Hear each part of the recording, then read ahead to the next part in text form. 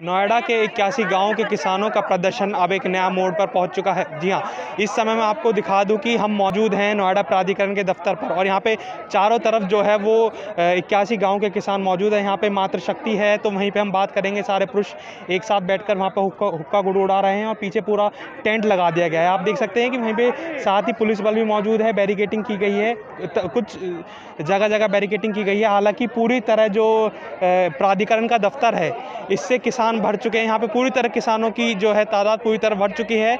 एक तरह से हम यूँ कहें कि किसानों ने इसको पूरा घेर लिया है। यहाँ पे जो आवाजाही है अधिकारियों की वो पूरी तरह बंद हो चुकी है। सारे गेटों पर किसानों ने पहरा कर दिया है।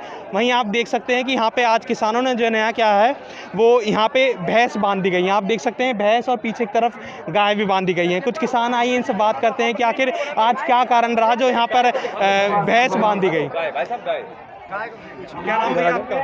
मेरा नाम है उदल यादव, मैं गांव सरभाबाद से। आज काफ़ी दिनों से आपका प्रदर्शन हरोला में चल रहा था, आज क्या कारण है आपको प्राधिकरण पर आना पड़ा और यहाँ पे भैंस बांधी गई? देखिए, हम हरोला बारात घर में बैठे थे और हमारा आंदोलन, हम बड़े अहिंसावादी हैं और हम बिल्कुल गांधीवादी तरीके से अपना आंदोलन कर रहे थे। लगभग जब हमको दो महीने हो लिए, 75 दिन, तो प्राधिकरण ने हमारी किसी भी बात को नहीं सुना।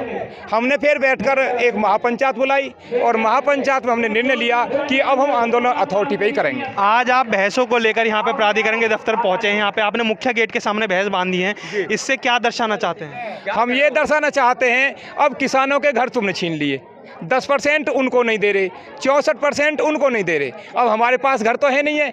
अब हम बिल्कुल चूल्हा चाकी गाय भैंस और सब कुछ लेकर रोड पे हैं और आज ये आपके सामने है, गाय भैंस सब यहीं बंधेंगी और अथॉरिटी पूरी तरह से बंद होगी जब तक किसानों की मांग नहीं मानी जाए।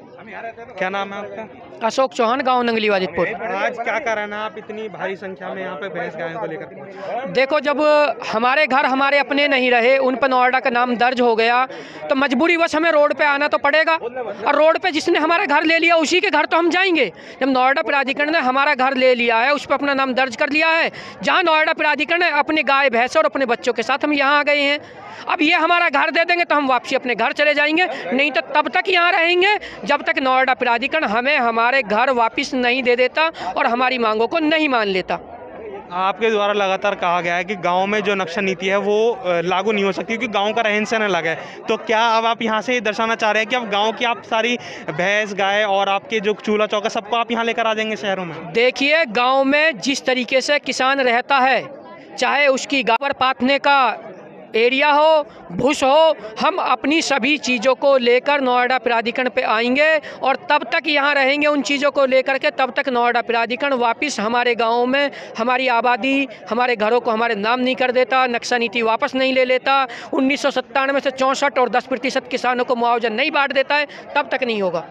आज आपके जो नेता हैं सुखबीर खलीफा जी, वो कहीं नज़र नहीं आ रहे। आज हमारा वार्ता का एक क्रम है और हमारा किसानों का एक प्रतिनिधिमंडल जो 5 आदमी हमारे आज लखनऊ गए हैं और लखनऊ में हमारा अपनी मांगों को लेकर आज एक वार्ता का दौर है। तो आपने लगातार जो जनप्रतिनिधि हैं उनका भी घेरने का काम किया, उनको घेरने का काम किया है, उनके द्वारा आश्वासन क्या मिला है कि आप तक कुछ बात बनी है, किसी भी जो आपकी मांग है उन पर किसी मांग पर कुछ बातचीत सहमति बनी है? देखिए, या तो अपने जनप्रतिनिधि को घेरने की बात हो, चाहे वो लखनऊ का रास्ता भी हमने देखा है और दिल्ली की सड़कें भी हमने देखी है। चाहे हमें दिल्ली जाना हो, चाहे हमें लखनऊ घेराव करना हो, चाहे वो जनप्रतिनिधि हो, चाहे वो कोई भी हो, हम अपने हक के लिए सब कुछ करेंगे। हमने सांसद जी का भी घेराव करा, उन्होंने भी आश्वासन दिया। फिर हमने माननीय विधायक जी का भी घेराव करा, उन्होंने भी हमें एक आश्वासन दिया कि मैं 26-27 तारीख में आपकी जो है लखनऊ मीटिंग कराऊंगा। माननीय विधायक तेजपाल जी नागर हैं जो नोएडा प्राधिकरण के 27 गांव दादरी विधानसभा में लगते हैं, उनका भी हमने, आपने देखा होगा, 0 पॉइंट पे हमने उनका घेराव करा और वहाँ बड़ा हंगामा हुआ। उस पर भी किसान पे दोष लगाए गए कि भाई किसानों ने जाम लगा दिया। देखिए, किसानों का बिल्कुल पहले दिन से ऐलान था कि हम माननीय विधायक तेजपाल नागर जी के घर जाएंगे और उनका घेराव करेंगे। हम बिल्कुल शांति के द्वारा जा रहे थे। हमको 0 पॉइंट पे जाकर पुलिस प्रशासन के साथ माननीय विधायक जी वहाँ खड़े हुए थे, किसानों को वहाँ रोका गया और माननीय विधायक जी ने वहाँ किसानों को संबोधन दिया और आरोप लगा किसानों ने जाम लगाया। विधायक जी को नहीं आना चाहिए था रोड पे, जाम लगाया विधायक जी ने और केस दर्ज हुए किसानों पे।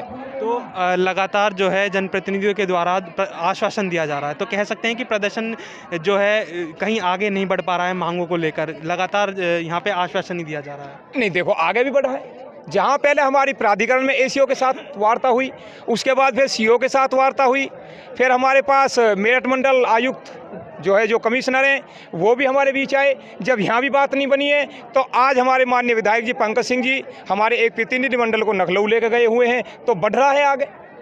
अधिकारियों का क्या कहना है? अधिकारियों का कहना है कि हम आपकी मांगों को शासन के लिए भेज रहे हैं। पिछले 3 महीने हो चुके हैं आपको सड़कों पर, क्या अभी तक प्रशासन तक वो मांगे नहीं पहुंची हैं? वो हम उससे एग्री नहीं है। हम कह रहे हैं आप पहले इनको बोर्ड में पास करो, और बोर्ड में पास करने के बाद आप शासन की वो भी हमारे बीच आए। जब यहाँ भी बात नहीं बनी है तो आज हमारे माननीय विधायक जी पंकज सिंह जी हमारे एक प्रतिनिधिमंडल को लखनऊ लेकर गए हुए हैं, तो बढ़ रहा है आगे। अधिकारियों का क्या कहना है? अधिकारियों का कहना है कि हम आपकी मांगों को शासन के लिए भेज रहे हैं। पिछले 3 महीने हो चुके हैं आपको सड़कों पर, क्या अभी तक प्रशासन तक वो मांगे नहीं पहुंची हैं? वो हम उससे एग्री नहीं है। हम कह रहे हैं आप पहले इनको बोर्ड में पास करो, और बोर्ड में पास करने के बाद आप शासन की मंजूरी ले लो, हमारा 10% बांटना शुरू कर दो और हमारे घर छोड़ दो। तो अब यहाँ पे बहस भी बन चुकी है, यहाँ पे आपका कहना है कि यहाँ पे चूल्हा भी लाया जाएगा, तो आगे किस तरीके से अब ये प्रदर्शन चलेगा?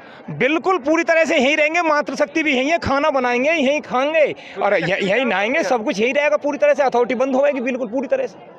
तो ये सभी किसान हमारे साथ यहाँ पे मौजूद थे, 81 गांव के किसान, जिनको आप देख सकते हैं पूरी तरीके से यहाँ पे जो प्राधिकरण का कार्य है वो रोक दिया गया है। कहीं ना कहीं यहाँ पे भैंस और गाय बांध दी गई हैं, और किसानों का कहना है कि यहाँ पर अब चूल्हा भी लगाया जाएगा, मातृशक्ति जो है यहीं पर रोटी बनाएगी और यहीं पर पुरुष जो है खान पान करेंगे। तो अब देखना होगा कि पूरी तरीके से यहाँ पर प्राधिकरण का काम जो है बंद हो चुका है। यहाँ पे मातृशक्ति आ गया, फ्रंट जो पहला गेट जो है वो बंद किया जा चुका है। यहीं पर इस तरफ हम बात करें तो स्टेज लगा दिया गया है, और पीछे के तरफ भी जगह जगह जो गेट हैं प्राधिकरण के में, उन पर भी किसानों ने पहरा डाल दिया है। तो कहीं ना कहीं जो अधिकारी हैं उनके लिए काम करना जो है वो मुश्किल होता नजर आ रहा है। आखिर दूसरा सबसे बड़ा सवाल ये खड़ा होता है कि आखिर 3 महीने हो चुके हैं किसानों को, और अपनी मांगों को लेकर सड़कों पर उतरे हुए हैं किसान।